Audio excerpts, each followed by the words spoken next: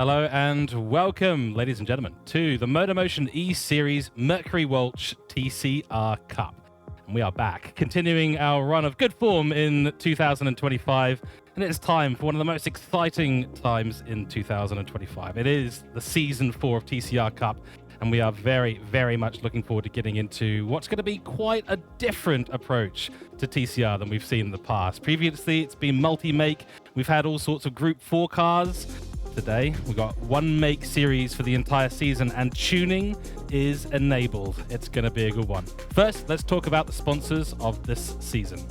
It is Mercury Walch, proud sponsors of the MotorMotion E-Series TCR Cup.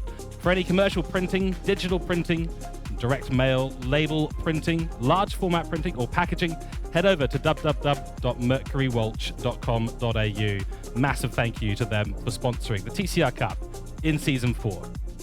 Speaking of Season 4, here's the calendar. 10 rounds, as stated in the intro video. Starting off with round 1 today at Autopolis International Racing Course for a 24-lap race. We'll talk about the format of that race once we get into it and introduce our commentators for the day. Round 2 will be at Tokyo Expressway, the east clockwise circuit for 20 laps. And then round 3, a special round, one of 2 special rounds, in fact, at Bathurst for a 90-minute timed race. Then it's round 4 into Lagos for 26 laps. Round 5, we head to the Americas. It's Road Atlanta for 32 laps on that furious and fast short course. Round 6, we head to the fictional circuit of Trial Mountain for 23 laps. Round 7, Dragon Trail Gardens, the 2 layout, which is the one that doesn't have Destricane. That'll be the second of 2 special rounds, 90 minutes as well. Then round 8 at the Nürburgring Sprint course, and for 29 laps as well. Round 9, Lago Maggiore GP, 22 laps, and the finale will be at the Catalunya GP circuit, 24 laps. We're super stoked to be producing and providing you the broadcasting and commentary again today here at TrackSpot TV. We'll get into it in a moment, and we'll introduce our 2 commentators for Lobby 1 and 2 more for Lobby 2 coming up later in the broadcast. Let's get into it.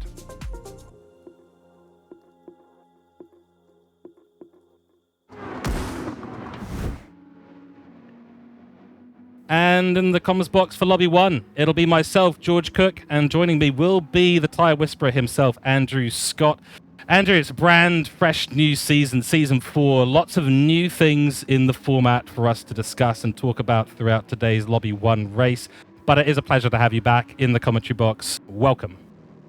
Yes, hello viewers, and greetings, George, and thank you to TrackSpot TV for having me back here. For let's not muck around the bush here. Let's not beat around the bush. This is my favourite series at MotorMotion, the TCR Cup. We've got some new drivers, new teams, a new car, a new format, and as you've already said, George, tuning. To say I'm jumping with excitement would be an understatement. And this sort of series is right up my alley. I'm really excited to get into it. Exactly, and of course, Andrew Scott, you're the team owner of the 3-time TCR Cup champions, Cooke Driver Development. You're back for a 4th season. We're super excited to see how you're going to do in this round. And Andrew, of course, you're a familiar name. Last 3 years, we've had broadcasting done by myself, you, and Nick Pautasso. Nick will be making a return, ladies and gentlemen. Do not fear. He will be back in the commentary box with us here at TrackSpot TV. But for the moment, we're going to be focusing on Lobby 1. And yeah, Andrew, we're super excited, but let's head into the qualifying results because this is where it all starts to happen. So this is where things line up for Lobby 1. It is round 1 qualifying result at Autopolis International Racing Course. Luke Stone takes out pole position for Team Capital with a 152.9196. It's a good start there for them. In the second place, it is Scott Taylor for Gridline Racing, making yet another return with the famous GLR team, a 152.290. Then it's Nick Pfaff for Astor Racing, another familiar team, formerly known as Scarborough Motorsport, now Astor Racing, and they've had some formidable lineups in the past series this year. A 152.358 for him. And then Craig Hardcourt for Rusty Nuts Racing, a 152.620. And that is your top 2 rows of the grid for qualifying. And this is a pretty good overall qualifying here. Not much in it, only about 4/10. Yeah, a couple of the usual suspects there at the top there. The reigning champion, Nick Pfaff, is not far off the pace, so he's started off the season well. And we've got a couple of notables there, Scott Taylor and Craig Harcourt, not normally up this far up in the grid. So some really good performances by those two in quali. And I think this is going to be indicative of what this series is going to produce with full tuning enabled. I mean, it's absolutely anything goes. The more work you put in before each race with your team, with your engineers, it's all going to pay dividends on the track. Yeah, it's definitely not an arrive and drive series, this one, and it looks like these four have done their homework, and there's some pretty hot times there, and it's not too far, but that time by Luke Stone 1:52.1 is very impressive indeed. So we'll talk a little bit more before we get into the race. Things are nearly ready down on the track, but it's ×3 tires, ×5 fuel. Refuel rate is 3 liters per second. BOP, of course, is off for this. They're all in the same car. That is the Honda Civic Type R. That's I believe the FL5 2022 version. So it's an interesting car to bring to the TCR side of things. But I have to admit, it's got a lot of capability for tuning. Yeah, it certainly does. It's a bit of a cult car, actually, the old Type R. It's 2 or 3 years old now. It might have received an update by now, but this car definitely is a driver's delight. It really handles well, very nimble, but it is a road car. So yes, it is a very interesting choice for the organisers of this series to bring in a road car with tuning.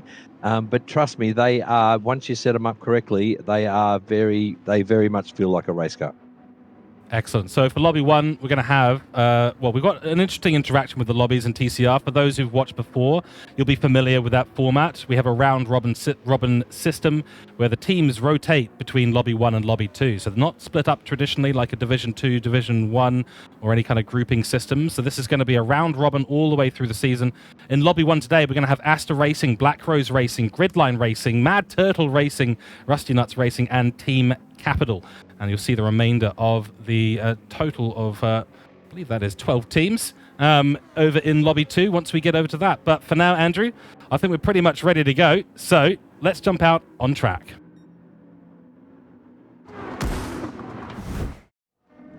Right, here we go. Racing softs for Luke Stone. He's on the front of the grid.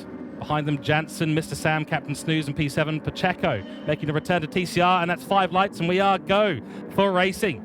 Turn 1, absolutely critical. Decent start for the top 4. No one shuffling too many positions. Did see Mr. Sam try and dive to the outside, and Jansen will be defending that down to the inside. But looked like that's Scotty round the outside of turn 1. The number 53 car's got no answer, but they're side by side, and this will be them battling it out all the way down to turn 3. A little kink in the road. Turn 2, just gone through that. Scotty is ahead, and he's secured P1 in the first couple of corners.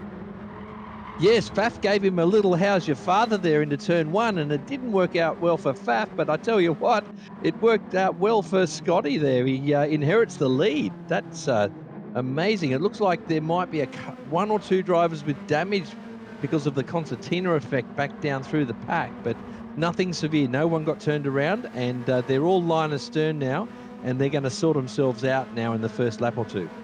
Excellent. So that is a huge win for Scott Taylor and Gridline Racing early on in this race. Only 24 laps in this lobby, so it's not a massively long race at the end of the day. And Luke Stone, who we know is a fierce competitor, will be desperately trying to run after Scotty and try and make that position back.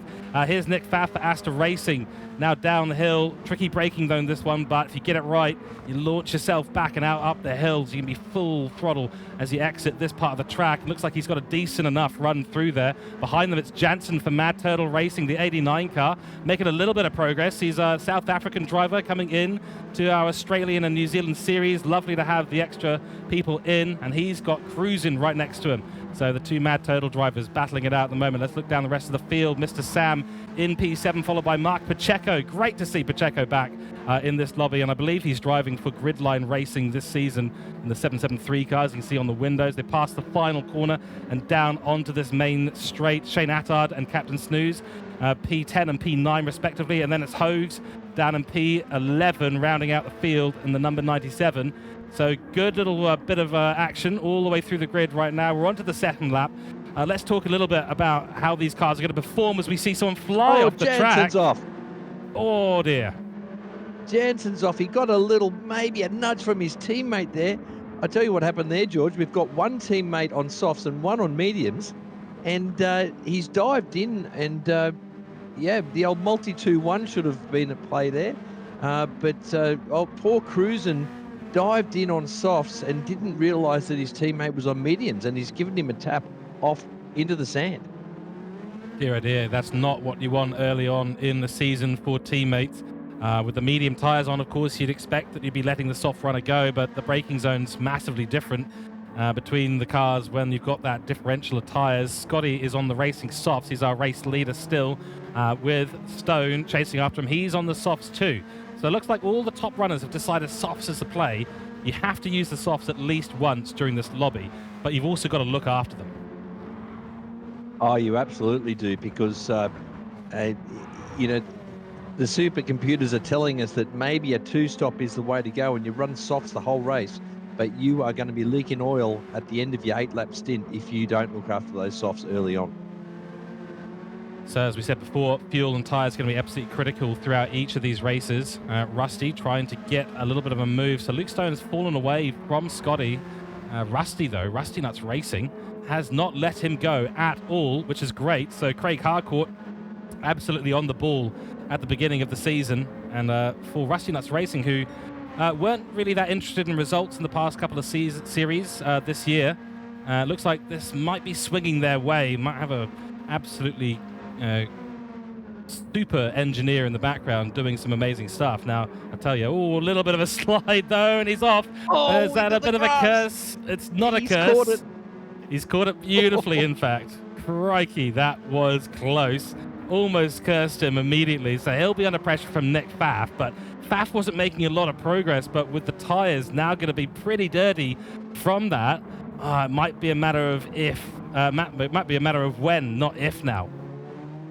Yeah, and it looks like Pfaff has already got a significant tyre and fuel advantage on the car in front of him. So we'll talk about this as the race goes on, but this series is really going to emphasise looking after tyres and fuel, amongst a few other things. And so Rusty Nuts here is going to be under the pump here by with the defending champion behind him.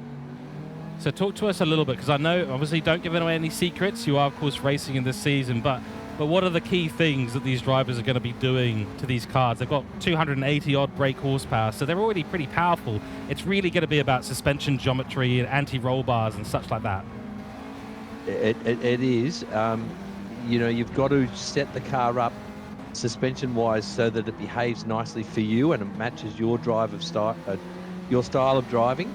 But also there's choice of parts and how you tune up the transmission and get the gearing right so that you're maximising getting the car in that peak power band for most of the lap. So there's almost an infinite number of choices of parts and ECU settings and power restrictor settings that you can choose in order to maximise that power curve. So the race engineers in the garages are going to be frantic this season at trying to come to grips with that. It's almost like you need maybe a supercomputer or something to work out what is the best setup and what is the best strategy with this series.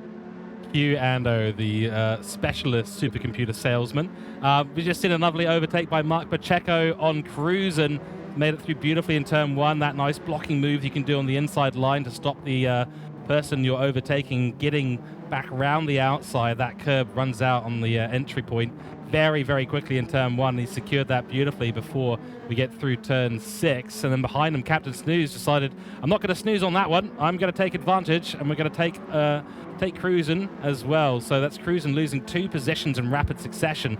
And boy, I think that Mad Turtle's tyres, or Cruisin's tyres right now, not looking particularly good. So that could be a little bit of an explainer.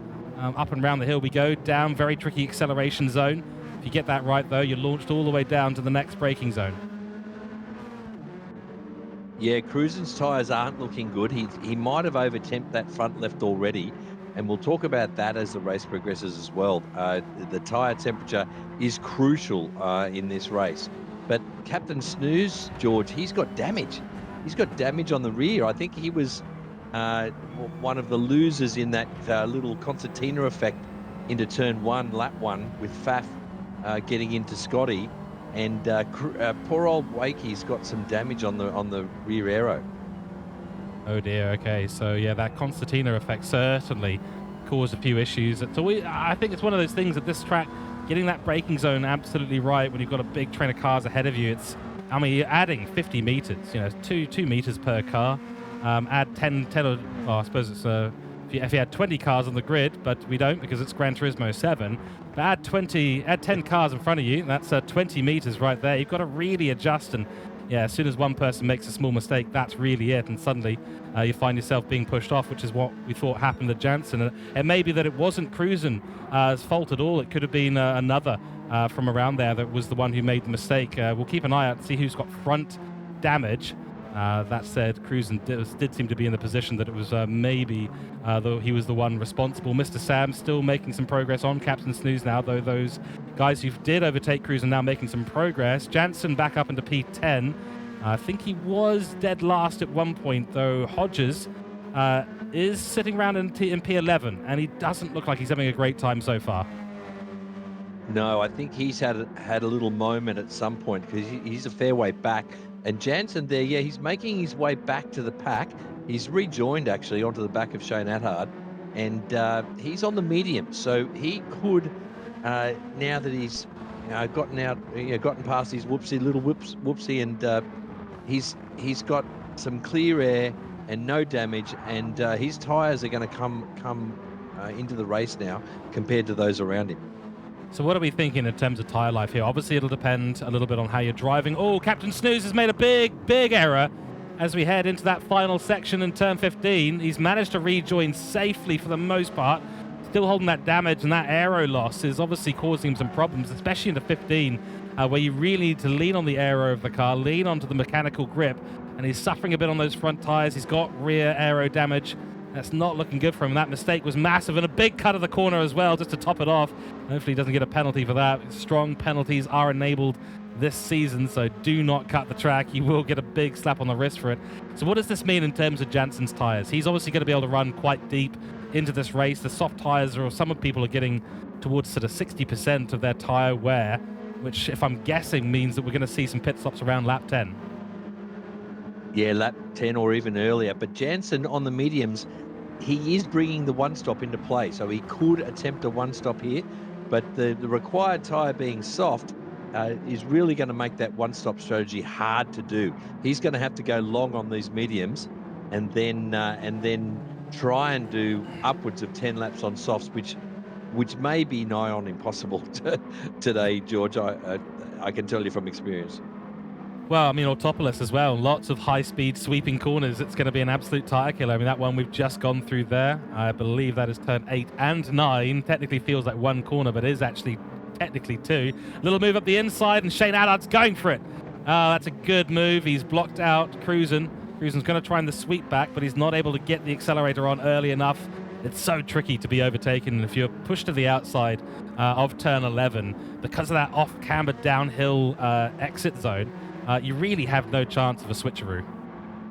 Yeah, it looks like Cruisen just missed the apex there, went a little bit deep, and Shane Attard was there ready to pounce. He got that apex beautifully and inherited the next spot up. And I tell you what, George, it looks like Wakey there with the damage on the rear, it's not affecting him that badly. He's managing to keep up with them. I think he's going to stay out with that damage, and he'll just have to maybe come back at them, after the pit stop. He'll have to repair it, of course, when he pits in a lap or two. And here we go. Speaking of pit stops, Mr. Sam and Rusty both pitting. Look at the tyres on Rusty's car. So this is Craig Hardcourt. So he's dropped from what was formerly 3rd position, dropped all the way to 6th. And those tyres are absolutely gone, so he's really been leaning on them. Mr. Sam, similar story to be told there for his tyres. So a couple of people jumping in at what we would think is pretty early on lap 7, clearly aiming for some kind of 2-stop strategy this race, I suspect. And we talked about this before. We said tyre saving and fuel saving is going to be absolutely key. Finding your ability to have pace and also maintain the tyres is going to be critical in a series like this. And maybe that's something that Captain Snooze is going to have to just get a little bit more familiar with. Definitely one of the faster drivers on the grid. We know how quick he is in Manufacturer Masters. He was on occasion absolutely unstoppable. One occasion at St. Croix, he was entirely stoppable because he was asleep on the track. So sorry, Mr. Wakefield, for continuing to bring up the ghosts of races past, but oh, we just love it. We love you for it. But nonetheless, we expect to see him get a little bit more familiar with some of the quirks of the format here. This is fascinating to watch because so much comes into it.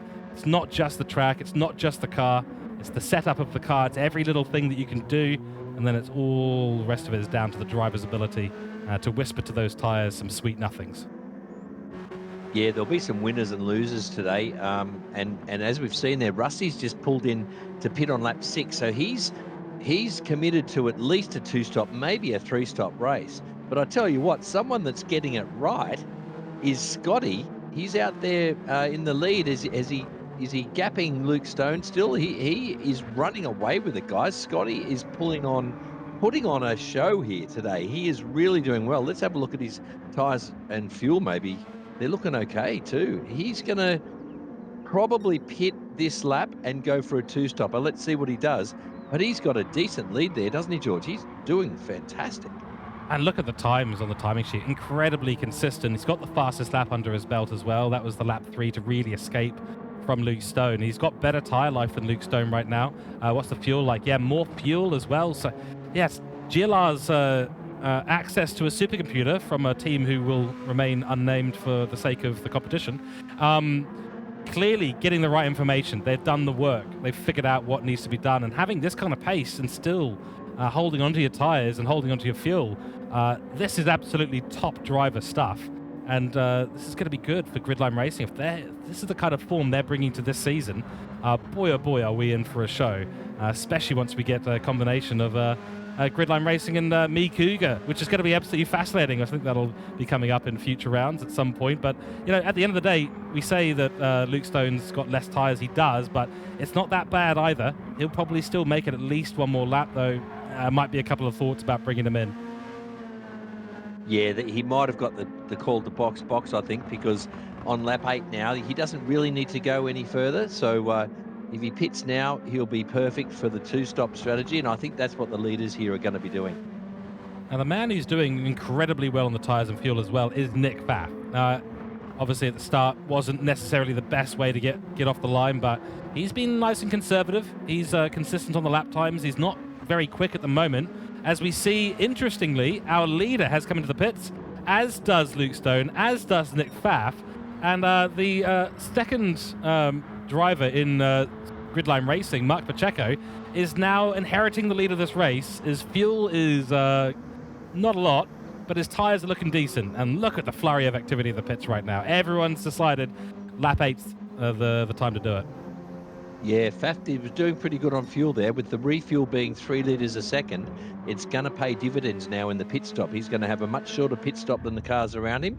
But Paco, they're going out for one more lap. I don't know if that's going to work for them. Maybe the gridline team didn't want to double stack their drivers. Who knows?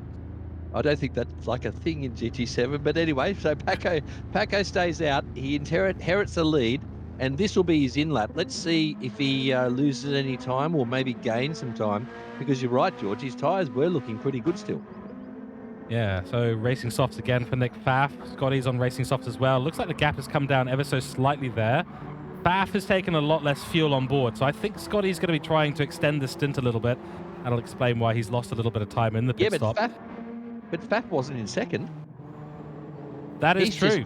He's just jumped Luke Stone. He's inherited second position because he obviously saved a lot more fuel. And as I said, with that refuel rate being so low, poor old Luke Stone was stuck at the Bowser there while Pfaff just got in and out. And thanks very much. See you later. Thanks. I'll have second place. Thanks.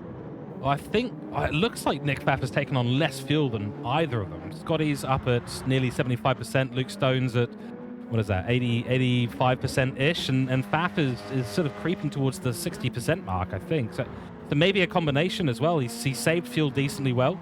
And he's put less fuel in the car for this stint.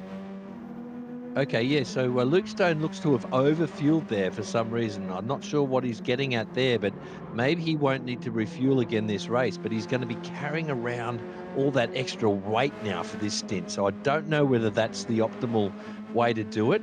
But he's got some more fuel. He might gain some of that time back in the next pit stop.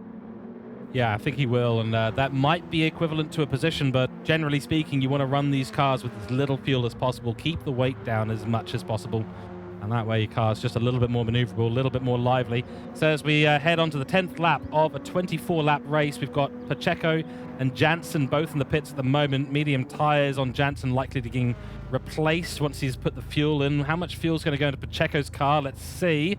Is it going to be about 90 litres? It's a lot of fuel going in there for Pacheco. He's done basically 100%, call it 100%, and out on the racing soft. So he's done a similar to what Luke Stones does, but he's given that position now essentially to Shane Attard, despite the 0.5 second penalty. That'll be for cutting the track somewhere in the last few laps. Still with fuel with damage on board, Captain Wakefield's done his pit stop and come back out. Clearly not feeling the effects as much of that damage as we thought. Rusty out on the racing medium tyre for Craig Hardcourt. So he really destroyed those softs. And I think they've made the call and said, look, we need to put you on a harder compound. It needs to last a lot longer in this race. Yeah, but I don't think he's going to be able to pull off a one-stop. So he's going to have to still do a two-stop. And it is going to be a somewhat compromised one now because he's running the mediums, whereas other drivers around him on two-stop strategies are running softs the whole way. Just looking at the way the body language of the car was through 8 and 9 there. And it looks like he's leaning on those tyres a lot more. The suspension's just sort of maxing out. He's loading up the sort of lateral inertia of the car and really leaning on it. Instead of scrubbing speed on the entry and then just sort of cruising through the apex, he's really putting a lot of pressure onto the car. There again, nearly runs wide. You can just see the way that the car moves. Doesn't look like it's not relying on, it doesn't look like it's set up for preserving the tyres is what I'm trying to get at. Yeah, the lines aren't exactly perfect from him, and he's got a opponent there right on his hammer there. I don't know who that is, George, but it's probably a soft runner that really needs to clear him. Otherwise, his strategy is going to be compromised. But yeah, Hardcourt there now running the mediums. He's got to adjust now to medium tyres that have a little bit less grip. And yeah, the setup is really, really important. You've got to have the car set up to match your driving style so that you can stay clean, stay smooth, and keep the momentum of these cars. Although they've got 285 horsepower, it's not a lot. So you want to keep these cars. Oh, as Hardcourt runs deep into turn one, and there you go. This is Captain Snooze has cleared him easily now, so he doesn't have to worry about having a medium runner in front of him now. He can get on with the rest of his race. But yeah, it doesn't look like Rusty's having a good time there in that car with the mediums. He might have some work to do on his setup between now and round two. Oh, certainly he's got the setup dialed in for good fast lap times, because that qualifying result was absolutely fantastic. P4, beginning of this race, got up ahead of Nick Pfaff. So did incredibly well at the start, but the race strategy seems to be running away from him. So good news for Black Rose Racing, though. Captain Wakefield gets up ahead of him after a mistake at turn one. And now it's Pacheco fighting and battling with Shane Attard. Looks like an overtake has just happened there. Squeezed down the inside, I think, from Pacheco on the soft tyre. Plenty of fuel on board. Now he's the one that really took a lot of fuel. So that car is going to be heavy, but he still managed to make the overtake on Shane Attard. So that's good news for Gridline Racing. Not maybe as much for Asta Racing, but again, Shane Attard, I do want to say, nice to see him back in the car in MotorMotion E-Series. Great to see him returning as a driver who's participated in the TCR Cup for many years. And he's been a standout in many races that we've had the pleasure of commentating on. Yeah, I've raced him personally myself. He's always, one of the good guys. Good to have him on the grid. Respectful racer. He's a predictable guy to have, on your hammer. And yeah, good to have him back for sure. But that's good for Pacheco there that he's cleared Attard, because it looks like Pacheco's got a bit more pace than the cars around him. And he could be looking good for a good result this race still, even though he's in 7th right now. As he pulls out of the slipstream to make a move into turn one, if he can get some clear air, he could be looking good for a much better result than P6 where he stands right now. But he made that move easily into turn one, didn't he, George? Effortless. And a textbook overtake from Mark Pacheco. Makes his way past Rusty, who's on a little bit of a struggle at the moment, we have to admit. But that was a beautiful overtake, and for Gridline Racing, that'll be a little bit more of the points coming their way, assuming that Pacheco can get to the end of the race. Speaking of extra points, I mean, Scotty's still leading the race, so this is a race that's going GLR's way at the moment. Nick Pfaff, though, still in P2. Let's cover these guys off and see where things are at. So Nick Pfaff took less fuel on board. He's in the number one car this season. And great, of course, to see Nick Pfaff back. Boy, oh boy, he's such a good contender in all the series. Did incredibly well in the Manufacturer Masters. I think he was present for the Carrera Cup as well. And notable results all the way through those seasons. And driving again for Asta Racing, clearly good partnership going on there between the owners of the team, who I think is still Dylan Scarborough, correct me if I'm wrong, still owns the team, but after a rebrand to Asta Racing, and now hiring some super talent to come into the team and put that car right up the top of the grid, get maximum airtime. That's the in the broadcasting sense only, I should say.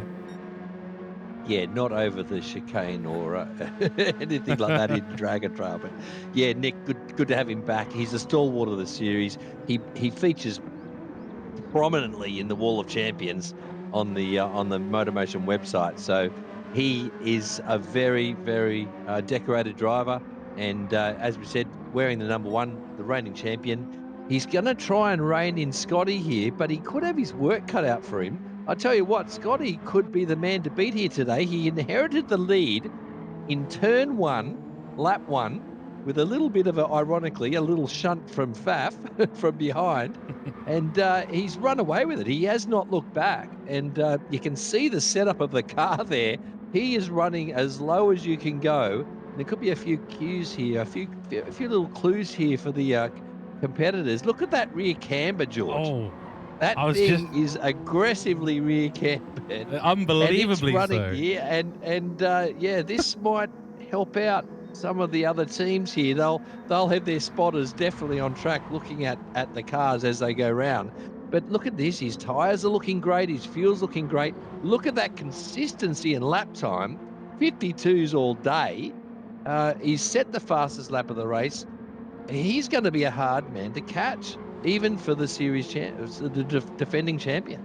Yeah, well, this is the car that's been tuned very precisely in those rear tires. Only when you're putting load on them do they get to about 50% contact patch. If they're on the straight, they've got about 5% contact patch. Might as well be a basic bicycle rather than a motor car, but there's almost no grip from those rears at all once they're on the straight. And look how low the rear is, and the front is very low as well. And that means that the suspension geometry is also going to be very, very tight, which will give it probably quite a bit of understeer, but that just comes down to driving style. Some drivers just prefer it. You can see it misses an apex here or there, but that 52.051 still standing strong as the lap of the day so far, the fastest lap of the race, and consistency still right there. You can see what it takes, though. It takes a really good tune and then a driver that understands why things are the way they are. Nice line as he heads now into the braking zone. Great stuff. I'm super excited to see if there's a few teams that maybe learn a few things from the setup of that car. But yeah, noticeable, graphically, visually distinct setup to the rear tires at the moment. Not something that we're seeing on the Mad Turtle car. You can see that's a very, very standard suspension layout and camber layout on the rear and front tires for the Mad Turtle racing car. By the way, do have to call out to all the livery makers this season. Certainly in Lobby 1, we've seen some fantastic ones. Mad Turtle going with their standard format, and I believe there's some crazy number of decals that have to go onto the car to make the Mad Turtle livery. At some point, I've heard somewhere between 50 and 70. Hundreds. It's in the hundreds. It is in the hundreds, I believe. So Mad Mitch, shout out to him. Some might say this is a little bit of a childish livery, but I don't agree. I think it's a fantastic livery, and he is one of the best liverists going around. And look at that thing. Would you look at the flames? Look at the colours. Look at the Mad Turtle on the rear guard. It looks fantastic, and cruising, hopefully not having the best of days here in last place, but hopefully he can come good throughout the season as he gets used to the car. Absolutely. Cruising was Mr. Jones. He's driven for me before, in fact, as well. I know he's a very, very capable driver. He'll get on his feet throughout the season. Usually takes 1 or 2 races. Usually takes me a whole season to get on my feet in terms of racing. That's why I'm in the commentary box now. Back to the front. So still Scotty from Faf, from Luke Stone, who's coming towards the end of the life of his soft tyres. Then it's the medium runner of Mr. Sam, low on fuel though. So this strategy will be one that I'll be keeping a close eye on through the remainder of this race. But honestly, at the end of the day, he's up in 4th place, and you can't say no to that. But he's got Mark Pacheco on the Racing Soft, really well and truly charging him down. A little bit of gravel on there as well, just for good measure. But yeah, that's going to be an overtake at some point in the next couple of laps. We are on lap 15. That's the fastest first sector for Mark Pacheco. So there you go. He's on a flyer. He's moving quickly, and he's making his way after Mr. Sam as fast as he possibly can. Then it's Nathan Wakefield in P6. Shane Attard still holding on P7. Then it's Rusty on the medium tyres as well. So him and Mr. Sam, I think, are the only medium runners on the track right now. Yeah, I wonder if Mr. Sam's going to be trying the one stopper, because Pacheco's going to get past him easily, I think, in the next few corners. But if Mr. Sam's on a one stopper, he doesn't have to stop again. So it's upwards of a 22-second pit stop here just for tyres only. So Mr. Sam could be playing a master trump card here if he can get. Oh no, but he's got no fuel. Oh no, he's got to come in. So yeah, he's dead in the water, guys. He unfortunately is going to go back down through the pack in his net position. I just hope Pacheco doesn't get held up too much by him here. But it looks like Mr. Sam has to pit this lap, doesn't he, George? Oh, I'd say so. I mean, he might squeeze one more lap out, but I mean, I think there'll be a fuel map or 2 involved, and Pacheco's all over him. So you either spend that lap trying to hold up your competitor somehow, do the master of defense thing, or you come in and you get yourself ready to go for that final stint and really lock in. And is he going to hold the inside line? He does. So that is Mr. Sam into the pits immediately. Pacheco goes up ahead into P4, and those medium tyres will get probably swapped out for softs. There's 8 laps left in this race. But yeah, Rusty Nuts Racing cars do seem to be very heavy on their tyres at the moment. We saw that with Rusty, who's also in the medium. So both the Rusty Nut Racing cars, both of them into the pit stops right now on that medium alternative strategy. So a 2-stop race from all of them. They started on the softs. They went to the mediums for about 9 or 10 laps. And now here they go again, by the way. Same liveries, but different colors. So Mr. Sam in the green, Rusty in the red, and then it's Hogs coming in as well in that Castrol livery. So interesting. Very, very interesting. Speaking of pit stops, well, I think at some point the timer will hit go for the final pit stop for Scotty, because he's starting to miss apexes. Yeah, it'll be this lap, George. So this is the interesting one. They'll all be in this lap, the leaders, and they're executing their 2-stop strategy perfectly. And let's see what the fuel difference between Faf and Luke Stone equates to, and we'll see the net result of that in a few seconds' time as they complete what should be their last pit stop for the race. And does Luke Stone still have a fuel advantage, or does he not? Not that much. I mean, I'm just looking through here. Almost nothing in the tank for Faf. Probably about 15% for Scotty. He comes into the pits. But Luke Stone's been burning fuel. He's only on 20%, so there's not that big a difference between the two of them. We'll see the numbers as he jumps into the pits, but he's more than a few corners behind Nick Pfaff. I don't think this is going to be enough in the pit stop to actually make up for the difference. He took a whole bunch of fuel on board for the second stint. Is that going to work his way? I am very skeptical, Ando. 11%, so it's only 1% more than our leader, who was about 10% underfueled compared to Luke Stone. Yeah, so he's got an 8-litre advantage on Faf in second place, which is not even 3 seconds. So he's definitely lost out there, and Faf's setup is superior in that he can produce pace and save fuel at the same time. And I tell you what, viewers, this will be the theme for the rest of this series. You will need to have pace but save fuel at the same time. And then we'll talk about tyres after that, George. But if you can't do that, then you will be dead in the water this series. Certainly. And out of the pit stops we come for Gridline Racing Scott Taylor. But in the lead of the race at the moment is Jansen for Mad Turtle Racing. Now, he's been on the medium strategy, and by the looks of it, Ando, he's going to be running to the end.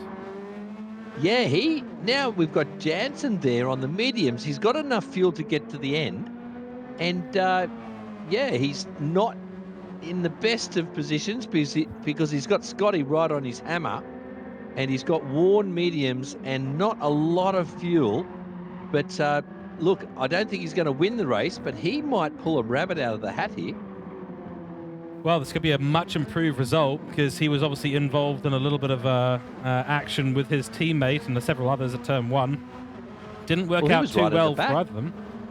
And yeah, he was right at the back. Right at the back, wasn't he? But if he can make this work, sorry, George, but if he can make this work and not have to pit again, if he has to pit again, then obviously it's game over. But if he can make this work, he might be able to pull off maybe a top 5. I don't know.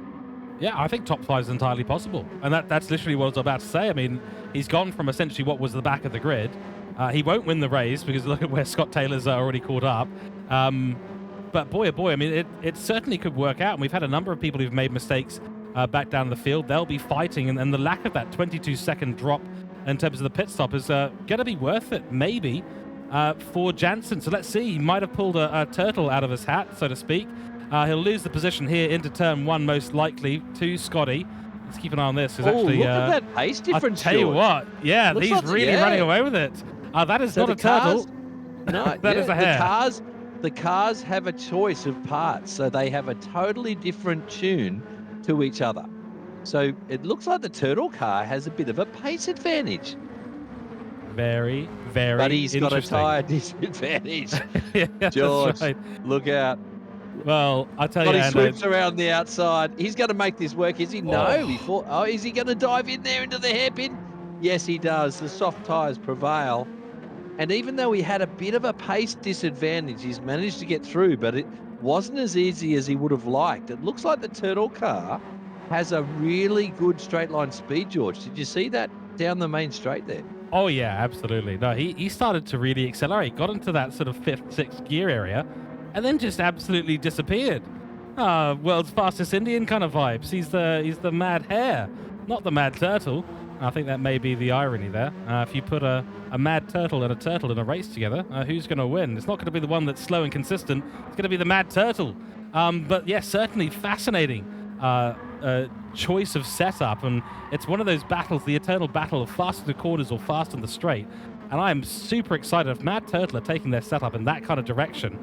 There are a few races in this calendar that could really work their way. Yeah, and case in point is the next round, which is at Tokyo East, which has got one of the longest straights in the game. So that race is definitely going to be all about straight line speed. But here today, I'm not so sure, but he definitely had a speed advantage. And that, George, could be a couple of things. It could be his aero choice. It could, as he dives into the pits. So unfortunately, his race is over. But, wow. Geez, sorry to cut you off, but and makes a couple of hits of the wall as he makes his way in. Please continue. Did he?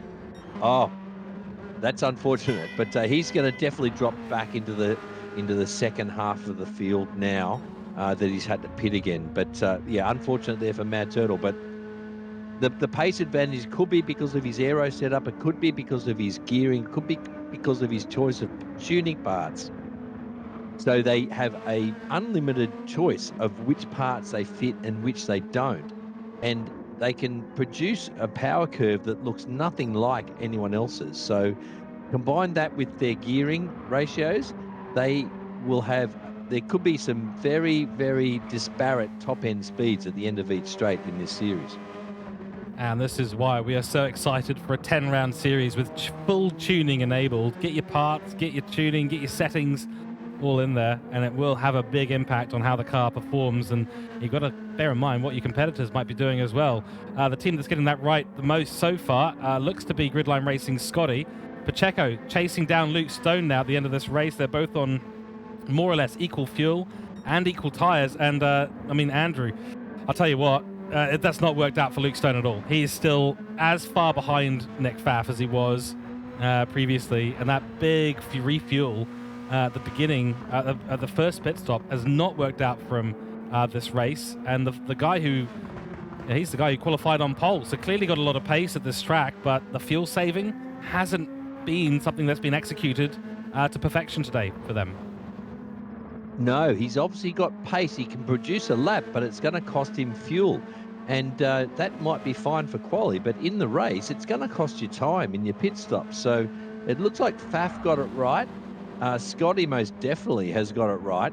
The tuning setup of these cars is going to be so important in this series. And we've seen it play out today as Luke Stone who started the race on pole, and before the first pit stop was in second place. He's yielded that place to Faf, and he's not going to get it back, I don't think. No, I mean, he is now 3 corners and a straight behind Luke Stone, who hasn't yet given up his chance, Nick Faf, of getting closer to Scotty. So he's been reeling him in ever so slightly, and that's a sector 1 by Mark Pacheco. That is 1/1000th of a second quicker than anyone else. Very good stuff. And now my worry for Luke Stone is he going to lose a P3 position? Because he's got an absolutely rapid Mark Pacheco coming after him. Indeed. Pacheco's on a charge here. So he's got himself back from 7th, back up to 4th. He's making hay while the sun shines here. He's making gains on Luke Stone ahead of him. And I think, George, there's a bit of a bonus this series. If a team has both their drivers on the podium, I think there's bonus points on offer. Well, I will double check as well just to make sure that we get the right information, but I believe that could be indeed correct. Nonetheless, we're on board at the moment with Pacheco. Give us a little rundown. What does this car look and feel like? How is it performing through these corners as he chases down Luke Stone? It's looking good. It's on fire. It's pretty smooth inputs from Pacheco, who we know is a good driver. He knows this track obviously like the back of his hand, and he's using the curbs there. He's making his apexes, and on those soft tyres that are still relatively fresh, he's making inroads into Luke Stone ahead of him, hand over fist. But his line here is really, really nice. He's got to be so patient on this corner, the final corner effectively on this track, and then he gets on the throttle, and he's almost in the slipstream now for Luke Stone. And if we maybe jump on board with Luke, we'll see what his fuel and tyres are looking like. Not quite as good. There's a small difference there, but it's significant, folks. I think Pacheco he's chomping at the bit here. I think you might have him here in the next lap or two. Here we go. So, yes, I can confirm now, in the Teams Championship only, teams, full-time drivers, if they both finish on the podium, there's an extra 2 points to be gained. So this is massive. This is important for Pacheco and the team standings here. If he can get this car ahead of Luke Stone, there's an extra 2 points for him and Gridline Racing. Well, just for Gridline Racing, I should say, but this is going to be critical. He's closed him in even more in those last couple of corners, so it makes me wonder. I think there's a little bit of struggle through the apexes there for Luke Stone, probably now thinking he knows that he's under pressure from the car behind, and Pacheco's making a late dash here with this lap, and then I believe 3 more to go. And yeah, look at this. I mean, he is absolutely reeled in Luke Stone through this last sector. Yeah, have a look at Stone's front left. That'll be the telltale. It is struggling, and it's probably over temped at the moment. So if he doesn't back it off a little bit through these right-handers and look after it, it's only going to get worse. And he's leaking oil right now, and it's going to get worse for him, I think, over the next 3 laps, because Pacheco's front left is looking far better. And look at the way he can keep that tighter line. He's all over him like a rash, George. Yep, this is it. And now it's starting to get to that when rather than if sort of situation. There's a tighter line, more apexes to the Gridline Racing Skies, well within the slipstream zone right now. He's actually bumper to bumper. He's going to try the little bit of a switchback. Has he overcooked that slightly? No, he's going to get plenty of slipstream, and he'll be able to launch himself past, dives up the inside. Pacheco looking to get the extra team points for Gridline Racing, and he's going to do it on the inside and into the braking zone, where he's been absolutely monstrous in getting that car turned in. Look at that beautiful overtake. Standard stuff here at Autopolis. That is where you need to make the overtakes happen. That's where Mark Pacheco has made it happen on the 22nd lap of this race. Stunning stuff. And this is Gridline Racing setting themselves up for what pays to be, or bodes to be, Quite the season of racing for them. Nothing that Luke Stone could do about that at all. Lobby 1 absolutely ramping up as these strategies come crashing back together. Nathan Wakefield in P5, and then it's Mr. Sam versus Shane Attard for P5 and 6, I should say. Yeah, that was a sexy move, George. Pacheco there, the car on the limit. He had a little bit of a speed advantage down the straight by the looks of it, but Luke Stone was not going to yield, and he had to put that thing on a postage stamp in order to make the move work, and it did. That's two top-tier drivers at MotorMotion going hammer and tong. It's really good to see, George, isn't it? Oh, it certainly is. And it also shows that despite balance of performance not being enabled in a one-make series, these cars are going to have their advantages and disadvantages. And even if you're at the back of the grid, or you make a mistake early on, you can fight your way back through. You can find those good results. You've just got to drive well. It all comes down to your consistency and your ability to execute a well-defined strategy. So lots of prep work for all these drivers. I think that'll be the big takeaway for most of the teams in Lobby 1. Some of them will switch up into the second lobby as of next week. So that'll be Asta and Gridline moving into Lobby 2. So we've got a big showdown with the three-time champions, Cooke and Gridline, who seem to be, at least in Lobby 1, we've only had 22 laps of this season. But certainly Gridline putting themselves up in the top spot. They're going to have a nice rent-free space in our frontal cortexes for at least most of this round. We'll see how they go next time out, as the grids will shake up quite substantially at Tokyo Expressway. Mr. Sam trying to make this charge happen against Captain Wakefield, who is still holding damage, and those racing softs, Ando, are gone. And Mr. Sam is on the medium tyres again. I thought they'd switch to softs, but they hadn't. He's back on the medium tyres. No, you can see down through the pack here, there are various different strategies at play, and they're all coming together right now. And Wakey there, he's done the whole race with that rear aero damage. I think he chose not to fix it. So it doesn't seem to be affecting his pace too badly. But I tell you, something is, and it's his front left tyre wear. So he's a sitting duck here with who's that, Jansen behind him on much fresher mediums. He's going to cruise past him here in a sec. Oh, here we go. Overtake opportunity up the inside. No contact, luckily, between the two drivers, but Wakey has to make some avoiding action through the outside of the corner and into a very tricky zone to get on the power, and he's got no grip, just to add a cherry on top of that cake.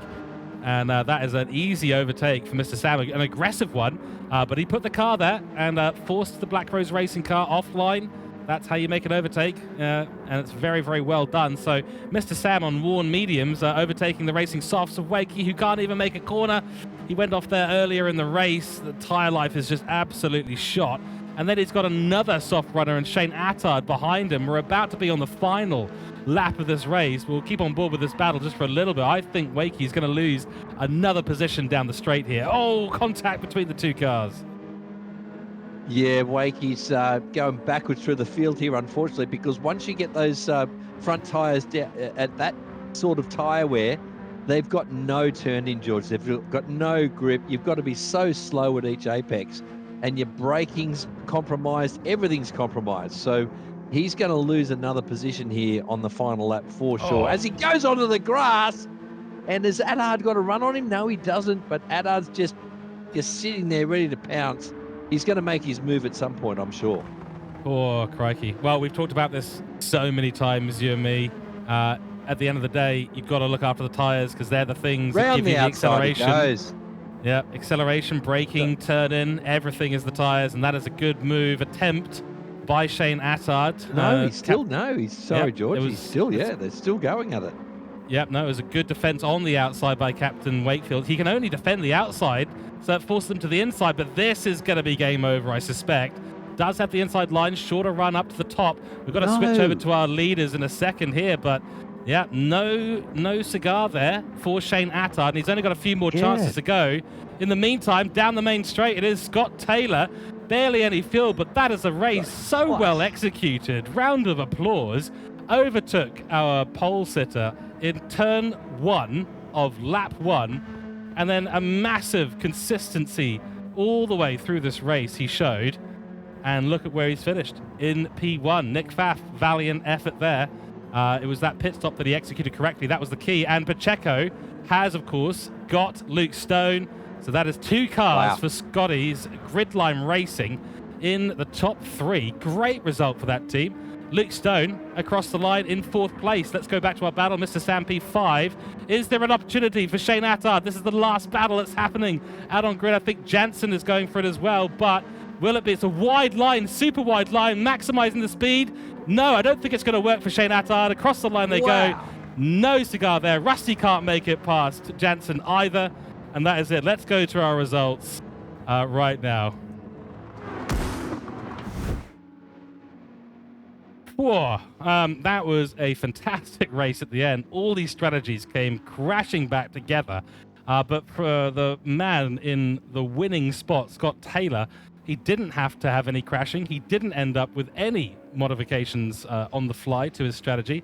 Executed beautifully, and that is a solid win at the beginning of this season for Gridline Racing and Scott Taylor.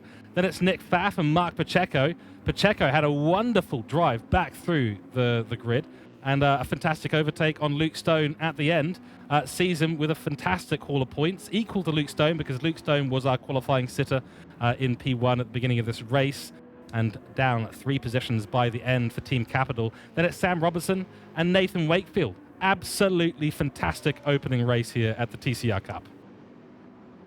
Oh, what a cracker, George. And that battle of the mid-pack at the end there was frantic, wasn't it?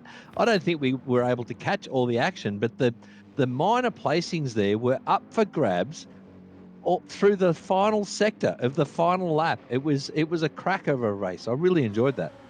Yeah, we always say in endurance racing, you know, you get this lull in activity between lap 3 or 4 and the last 3 or 4 laps in an endurance race, no matter the length.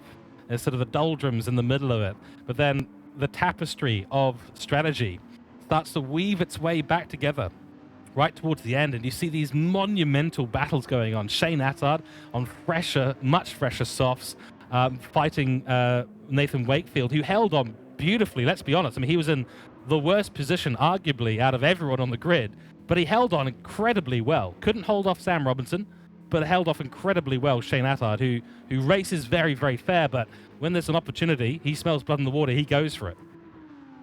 I'm going to call Wakey the wall now.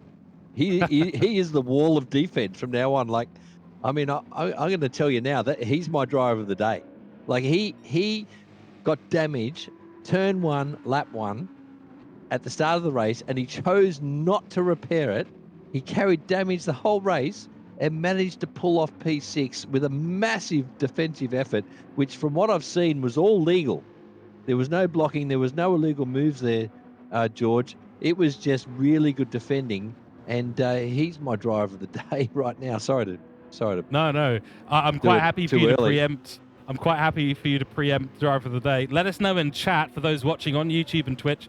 Let us know in chat who your driver of the day is in Lobby 1. I'm going to have to give it to Scott Taylor. Clean race result, beautiful overtake in turn 1, executed his strategy, kept his head down. Can't ask for more, I'd say. But I have to say, Nathan Wakefield, for me, is a very, very close second in the driver of the day nomination. Very well deserved. So let us know in chat who your driver of the day is.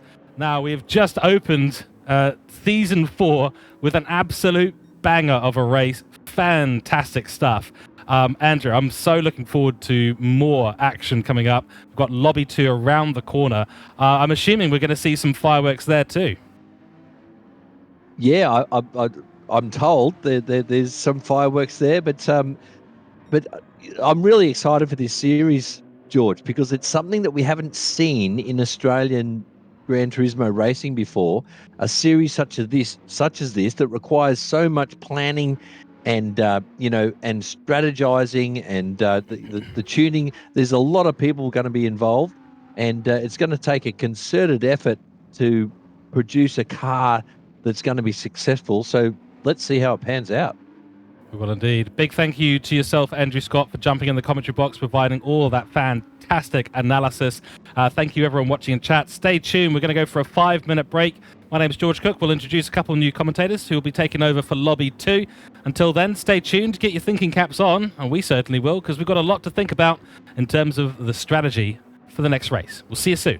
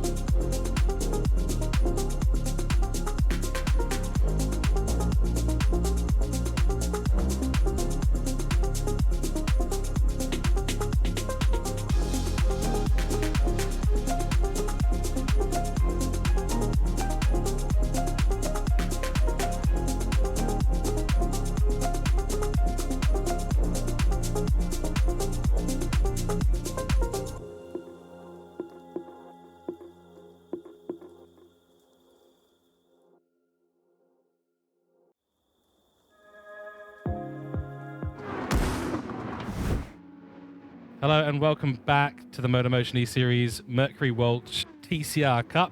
Just coming to you briefly to say hello. Make sure you go and check out www.motormotioneseries.wordpress.com, and of course go and check out www.mercurywalch.com.au. It is time now for Lobby 2 coverage, so I will be handing you guys over to the very, very capable hands of Isaac Fogarty and Matthew Smith. We'll see you guys for Lobby 2.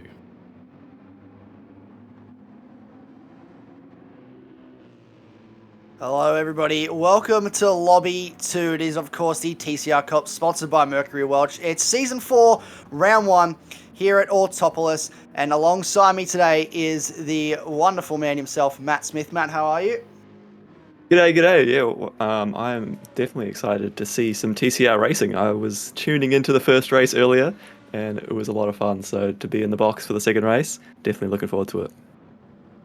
Absolutely, got some lovely views from the pit lane for that first race. Having a look at our starting grid for the second race now, it's Andrew Scott on pole position. So he's jumped out of the commentary box and into the car, and he's stuck it on pole for this one. Ryan Spann in second place. Michael Brill will start third for this one, and Campbell Knowles for Team 55 Racing will start from fourth position. A fairly close qualifying there, maybe not necessarily between Andrew Scott. He's pulled away a bit, about 6/10 there is the gap at the front, Matt, but it's looking fairly close between second, third, and fourth. Yeah, it is, which is exciting to see. And interesting in this lobby, we've got the two Cooke cars at the front. So maybe they've worked out a little bit of something in this car setup that have got them at the pointy end. But so close between them, when they have so many options on the car setups, it seems they do still manage to converge at the front of these races. Sure do. We're not too far away from racing. Remember, 24 laps in this race. The required tyres will be the soft tyres. We're going to go racing. It's late morning over here in lovely Japan, and I don't think we are too far away from racing. I can see the cars moving to their boxes now, so I think it's almost time to go racing.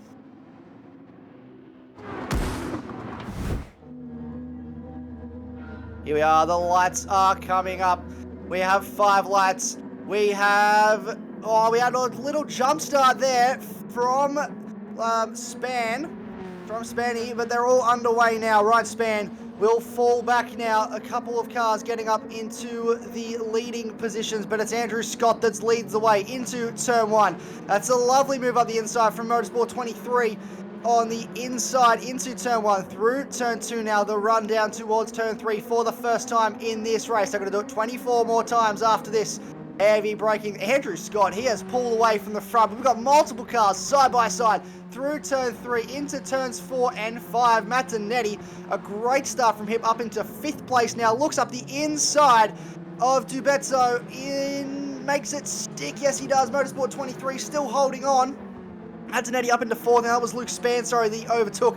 This is a very electric start from the Eugene Global driver, and this is Luke Spann, not the start he would have wanted. False start, jumped it, and had to wait a little bit before he could get going, and that definitely cost him, Matt, on that opening sequence.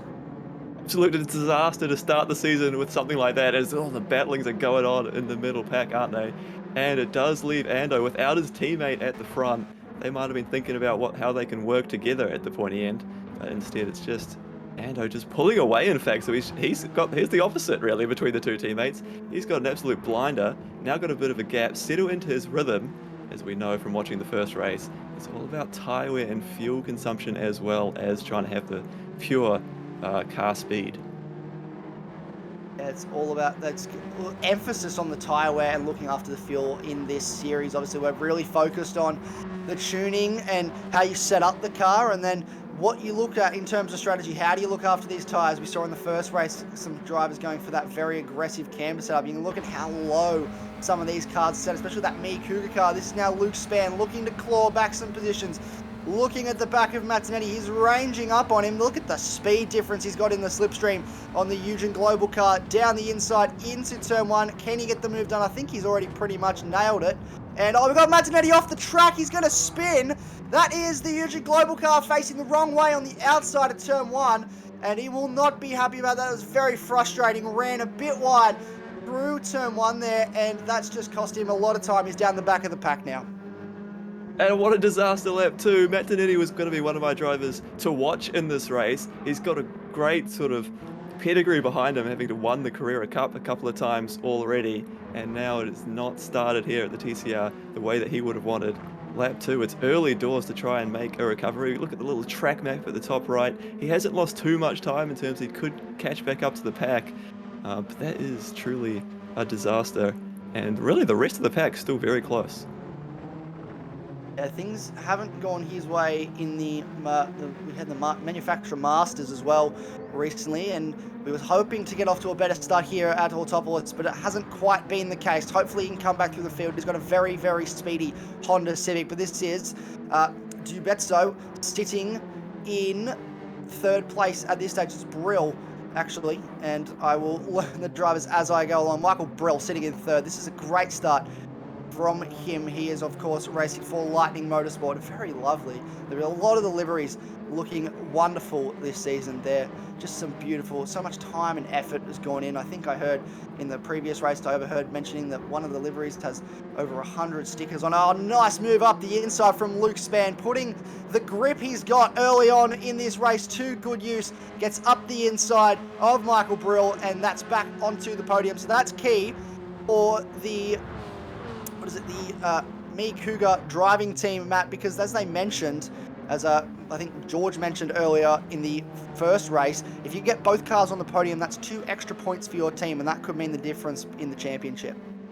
Absolutely right. We got 2 lobbies, but they are still battling in terms of the overall championship between the lobbies. We saw Gridline get those bonus points for 2 drivers on the podium.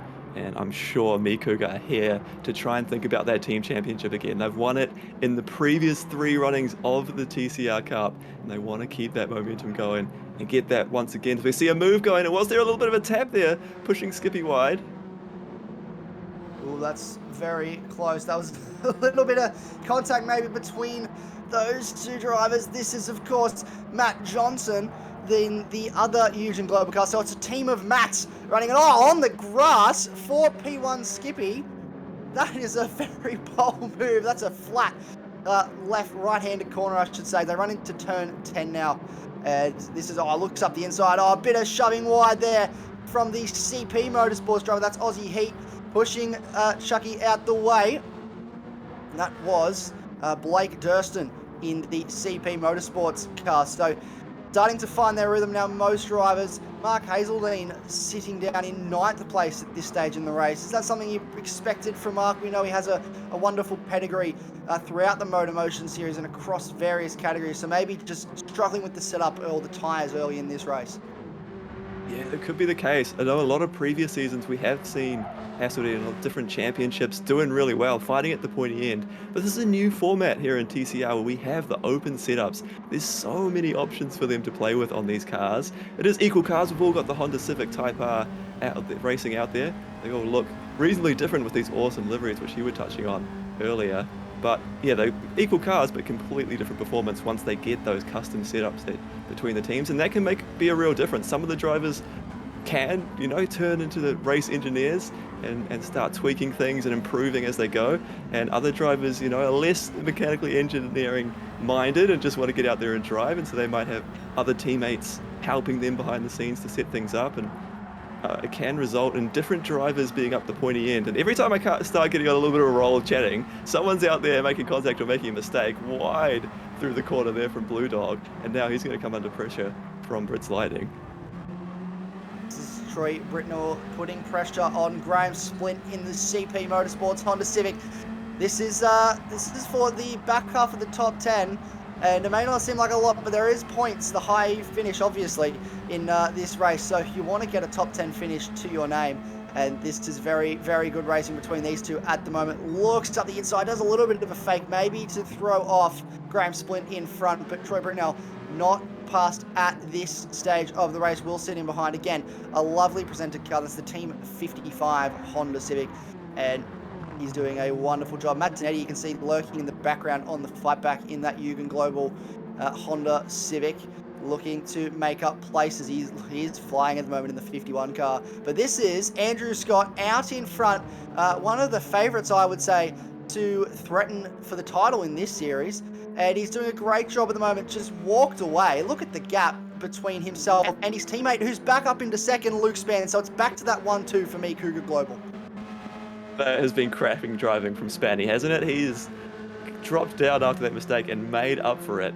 And this team, Me Cougar, are looking dominant in the early stages of this race. They are running the soft tyres to start with, though. And I did notice some of the drivers further back did have the mediums. So there might be a little bit more of strategy playing out later in this race. Here we go, Dub Zero, the highest driver at the moment, running in fourth on the medium tyre. So he's doing a great job to keep up with the soft runners on that sort of harder compound tyre that's expected to be slower, but can last better.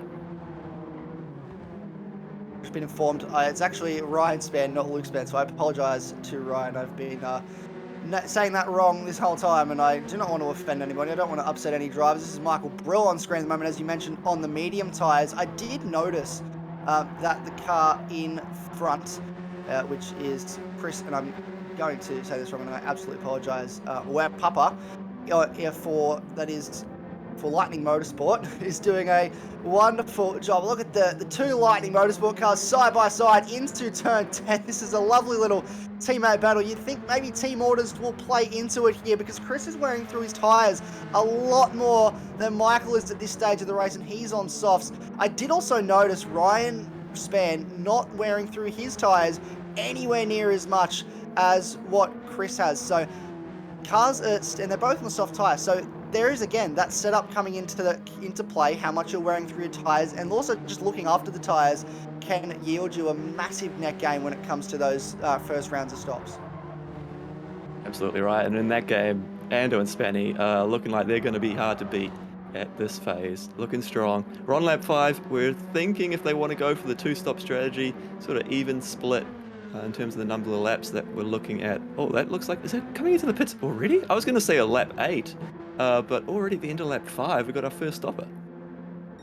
This is a very early stop for Chris, and we've got Matt Joinson. I've been told I've been pronouncing that wrong as well. A lot of new names, a lot of new faces to learn in this series, and I'm getting my head around it and doing the absolute best job I can for Eugene Global. He's doing a wonderful job as well, sitting P6 in this race at the moment, which is just brilliant. He's got P1 Skippy not too far ahead of him, and he's got Mark Hasseldine not too far behind him. So he's in a bit of a sandwich with those Hassel 1 Motorsport cars at the moment. He's got Dave Chucky in front, Mark Hasseldine behind. So this is an interesting spot for Johnson to be in, but he is looking after those medium tyres, which is crucial at this early stage of the race.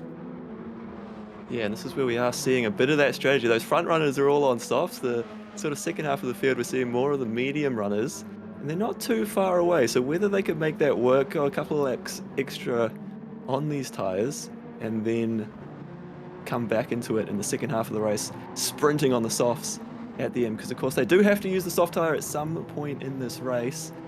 So the one stop, very difficult to try and pull off, but it is a long stop, particularly with the fuel, 3 litres per second, and so that means you have to sit in the pit lane for quite a long time. You want to minimise that as much as possible, so they will be thinking about trying to save fuel, and there's just a lot going on in a race like this, where you're thinking, you want to keep up with the cars around you, but you want to save those tyres, you want to try and save fuel. What are you going to try and prioritise in the moment? I think if I was in the heat of the moment like this close battle here, you're thinking about the driver around you, try and get free of this battle and then worry about the tyres. But, you know, the experts, the top drivers, they're able to juggle all those things at the same time. I couldn't agree more, and it definitely helps if your name's Andrew Scott and you're in the lead by about 5 seconds at this stage of the race. You do not have to worry about other drivers around you so much. You just got to worry about looking after those tyres, whereas someone like Matt Zanetti, who's closing up the back here to Troy Britnell, he's got to think about not only all of what you just talked about, but also he's in the car, and you've got to focus on, we've got all these questions, everything that we're thinking about here in the commentary box. These guys are doing it while operating these vehicles going anywhere from 100 to over 200 k's an hour, side by side now through turn 2 on the rundown towards turn 3. Can he make the move stick here? This is a brilliant overtake and very deep under brakes, carries a lot of speed into turn 3, does Matt Zanetti, but makes the move stick, and that's a wonderful move back up into P7, and that clawback is coming. That early spin did cost him, but it's good to see he's fighting his way back through the field. Next up will be Mark Hasseldine for Matt Tonetti. So another seasoned competitor in front of him, and if anyone's going to make it difficult to get past, it's going to be Mark Hasseldine. And this is a battle I've certainly been looking forward to. These are two of the drivers that I had on my little note sheet to keep an eye on in this race, and now we're going to get a battle between them start to brew. Although they'll also be thinking about, oh, we've got medium tyres, haven't we?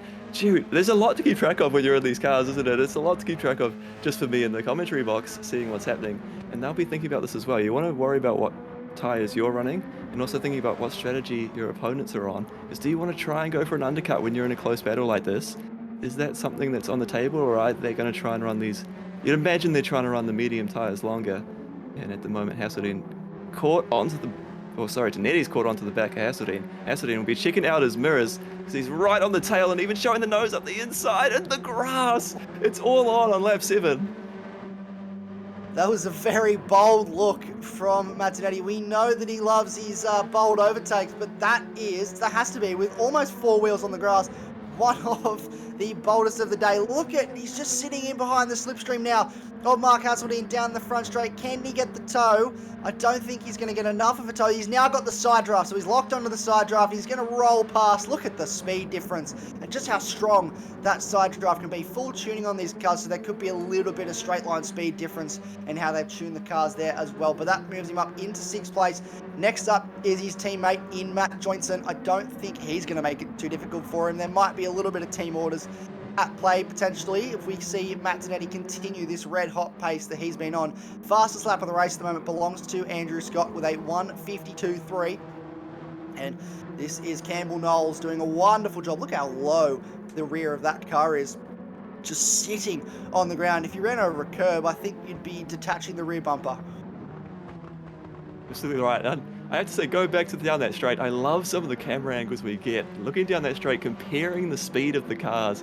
Who's got the straight line speed? Who's set their gear ratios slightly different? We're talking about the ride height as well. These are the things these drivers will be analyzing after the race. They'll go back and look at the footage, see if they can work out anything on these setups.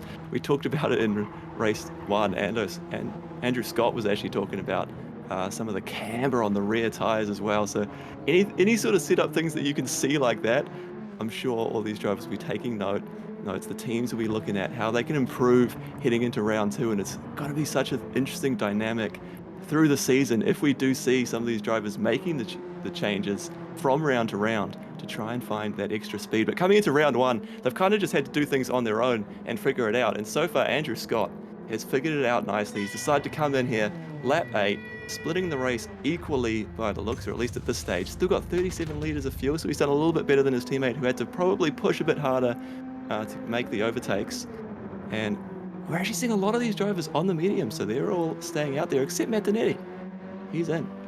Matt's coming early on those medium tyres, which I would think you'd try and run them a bit longer, but maybe he knows something we don't. There might be a bit of strategy at play there, but this is the battle now for the lead.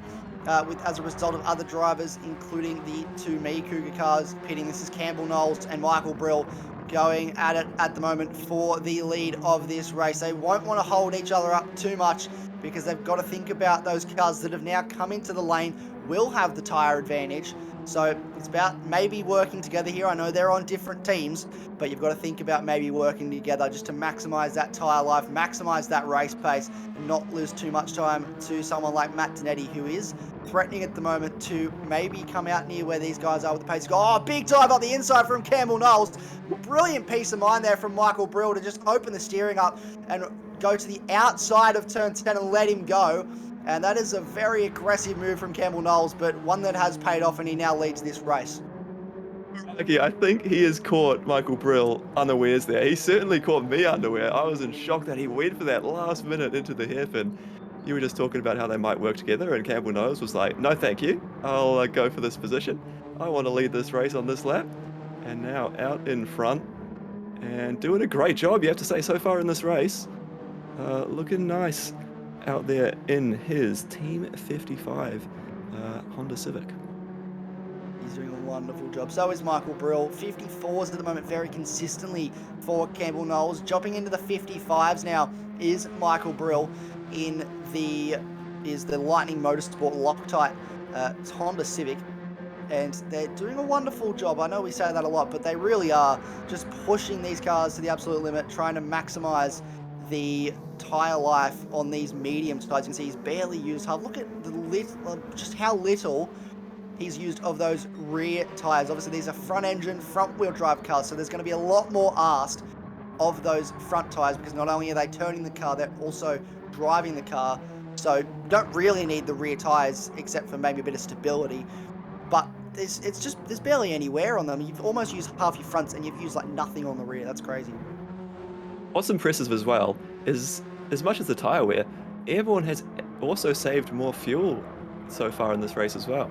So we just saw Brits Lightning come into the pits and he's used 100 litres already. He's out of fuel. He was forced to make the pit stop. Airborne, he's just gone red now as I've been talking. So he's still got another lap potentially here if he wants it. And that's all going to add up to saved time in the pit stop as well. So I think Airborne looking strong here after the first stint. Yeah, this is wonderful fuel management from Campbell Knowles.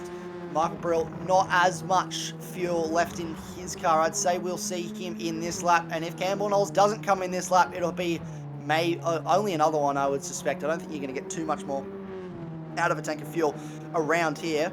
So this is the crunch time. This is 10 laps on the medium tyres. That's a wonderful effort from both of these guys to make those tyres last as long as they did. And we see at the moment on correction both.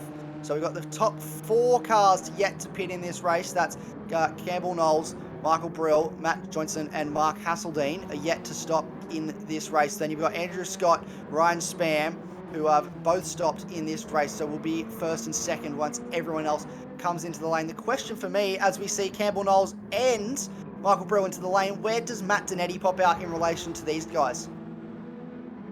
Yeah, this is the pit stop gain, and it's all going to start to unfold a little bit more, but the drivers also might still be putting on different amounts of fuel in the first stop and then topping up in the second stop. So it all kind of maybe just spreads out for a moment, calms down for a moment in this middle phase of the race, and then after the second stops, I'm sure we're going to see it come back together as Matt Johnson carries on for one more. So he's saved even more fuel. He's almost got a quarter. Look at that. He's really managed to save in this first stint and go deep. But I'm trying to work out, is there a strategy advantage here? Because can he do a one stop? You're forced to use the soft tires. So how is he going to make the rest of this race work? I think it's very bold to go for a one stop. Maybe he's going for the long run here and then 2 short stints on the soft tire. You don't have to put as much fuel in the car and you don't have to spend as much time in the lane then as a result. So that could pay dividends for him. But you can see Andrew Scott is coming up, ranging up on the back of him now to take back the lead of the race. Fastest sector, he is just under a 10th up. And he's going to go the fastest up of the race this time around if he doesn't get too much traffic from Matt Johnson in front. So this is your race leader. Where is Ryan Spann? It looks like he's in turn 10 now, so he's a fair way back and not really threatening at this stage of the race.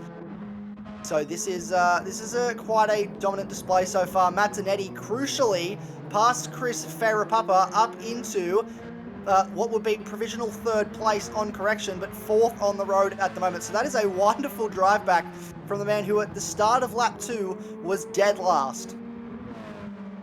Oh, it's brilliant to see, isn't it? And that is the class that we have in this championship. We have drivers that are able to do something like that, and to do it against other drivers, that are at this level.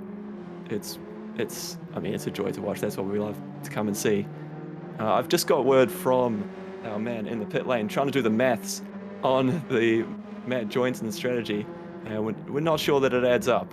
I'm not going to try and repeat it on stream because we know that commentary maths could go a little bit wrong, but he was sort of up to 4 seconds a lap slower than the leaders trying to save fuel on that strategy. So it is a long pit stop and you can save time on the fuel, not having to fuel as much, but you kind of have to trade off whether that's going to be worth it.